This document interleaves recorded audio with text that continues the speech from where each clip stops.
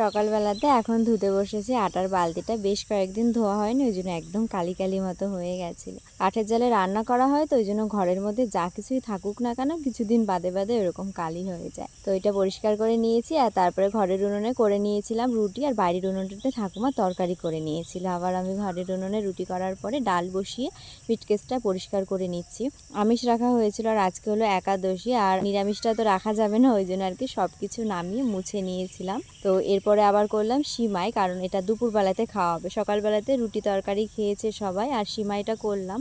আর এরপরে আমিও খাওয়া দাওয়া করে নিয়েছি, আর সকালবেলাতে সবারই খাওয়া হয়েছে। তো আমি ভাত খাওয়ার পরে আবার একটু সিমাই খেয়েছি, আর তারপরে মার কাছে শুনতে এসেছিলাম যে কি রান্না করা হবে দুপুরবেলাতে। তো বড় ভাইকে পাঠিয়েছে সয়াবিন আনার জন্য, ওইটাই রান্না করা হবে। আর আজকে একটা জেঠু এসছে, তো তার জন্য লবণ চিনি জল করে দিয়েছি, আর মেজো কাকা ফল এনেছে, ওগুলো কেটে মেজো কাকাকে তারপর ওই জেঠুকে বাবাকে সবাইকেই দিয়েছি। আর এরপরে আমি সয়াবিনটাও রান্না করে নামিয়েছি। আর দুপুরবেলাতে আর খাওয়া দাওয়া করিনি, বিকেলবেলাতে ও আর কি বাড়িতে এসছে, তারপর আমরা দুজনে খেতে বসেছি। আর দুপুরবেলাতে খেয়েছিলাম একটা পেয়ারা।